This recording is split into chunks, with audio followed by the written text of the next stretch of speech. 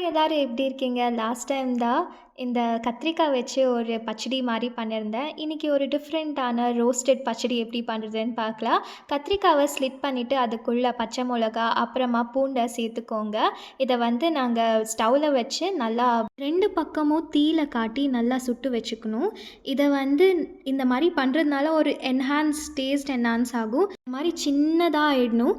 அது கூட ஒரே ஒரு வெங்காயம் மட்டும் ரோஸ்ட் பண்ணிக்கோங்க. மேலே இருக்கிற தோலெல்லாம் எடுத்துட்டு வெங்காயத்தை நல்லா ஸ்லைஸாக கட் பண்ணிவிட்டு இடிக்கிற கல்ல நல்லா இடிச்சுக்கோங்க. இதுலேயே பச்சை மிளகா, அப்புறமா பூண்டு, சுட்டு எடுத்து வச்சிருக்கிற அந்த கத்திரிக்காவும் சேர்த்து நல்லா ஸ்மாஷ் பண்ணிக்கணும். இதை நீங்கள் ரொம்ப பேஸ்ட் பண்ணணும் அவசியம் இல்லை, நல்லா இடிச்சுக்கோங்க.